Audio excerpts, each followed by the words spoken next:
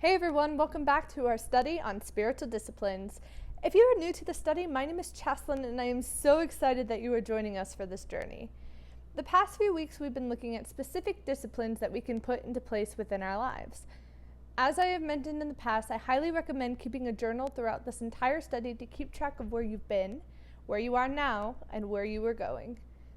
So, let's get started.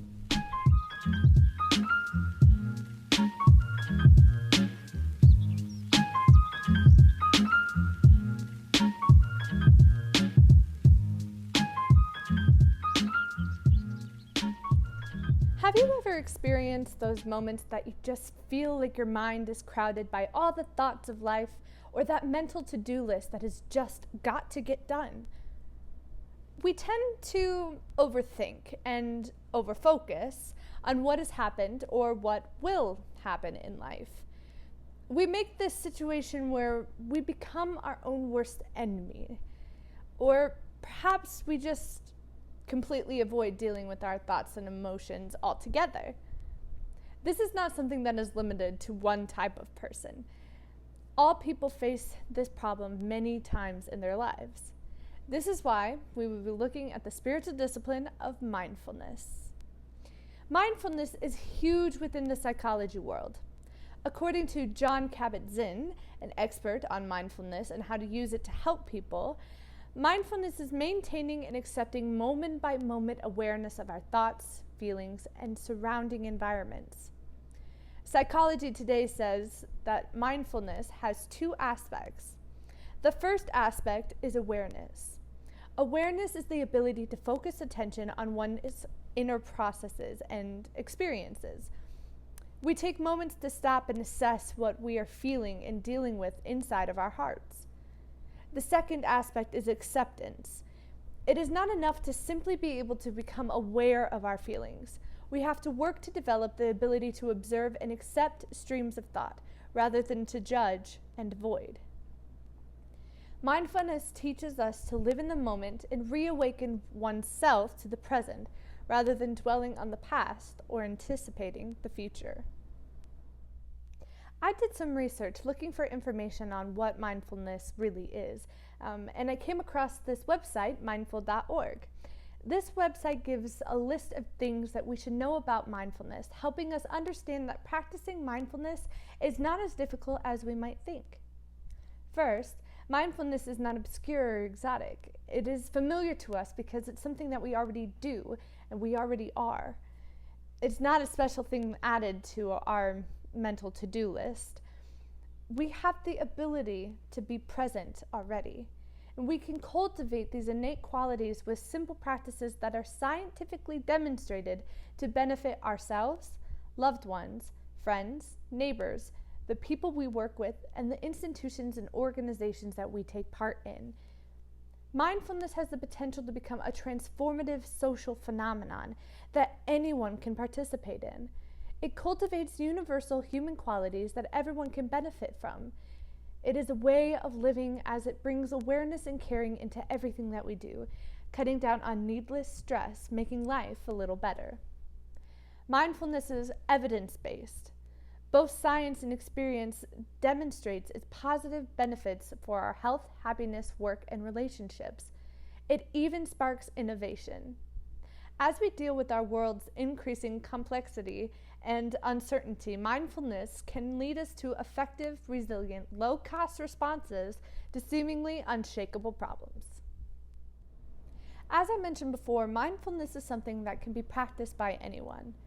It benefits many aspects of our mental health, thus improving other areas of health as well. Here are some benefits that Jon Kabat-Zinn mentions that can come with practicing mindfulness.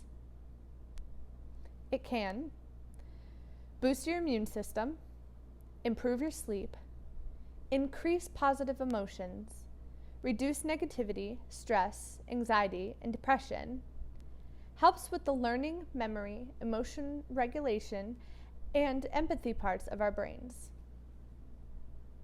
helps tune out distractions, improves memory, attention skills, and decision-making skills, fosters compassion, allowing us to be more likely to help others and understand others, enhances relationships by helping to make you feel closer to one another and recover from conflict quickly. It strengthens our sense of self. We begin to have a more positive body image. We have a more secure self-esteem. We become more resilient to negative feedback. It can help reduce implicit biases and the biased language that we might use.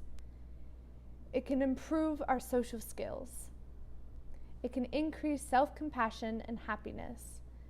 It increases our awareness of thoughts and emotions, and mindfulness can help break bad habits or health issues.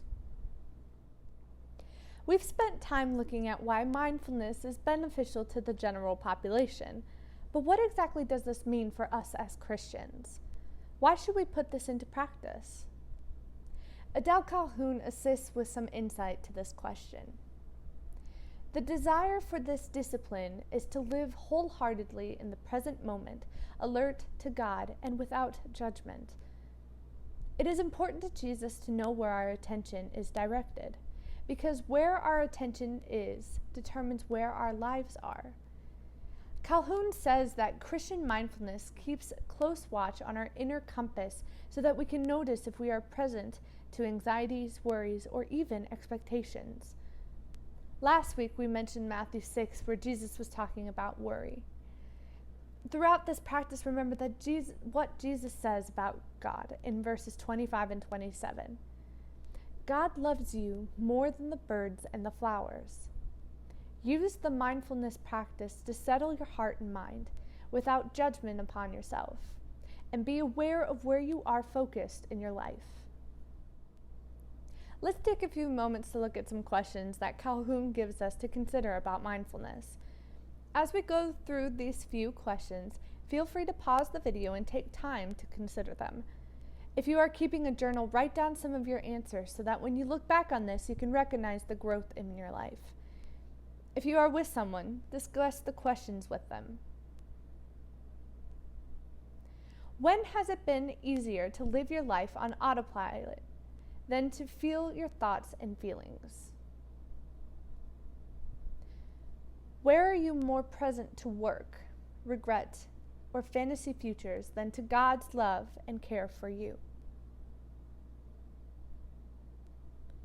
How do you respond to judgments people make about you? How does judging others make you feel? Here are some exercises you can do to help practice mindfulness in your life. Again, if you are keeping a journal, keep track of what you do and what you are internally dealing with while practicing mindfulness. Exercise number 1. Keep a record of your positive and negative judgments throughout the day. What do your judgments reveal? Talk to God about what you see. Exercise number 2. When you sense you are having a reaction that is larger than a situation warrants, take some deep breaths and ask for awareness to let go of anything but God. How does letting go make you feel? What do you want to say to God about that? Exercise number 3. Imagine who you would like to be in the middle of a conflict, disappointment, or frustration. What would you need to let go of to become more like the person you want to be? Ask Jesus for grace to let go. I hope that you have learned something new from this exploration of mindfulness. I am praying that God shows up in mighty ways and that you learn something new from this practice. If you have any questions about what we are talking about, would like to share your experiences, or are interested in resources to learn more about this topic, please email me at the email provided. I hope you have a wonderful Sunday.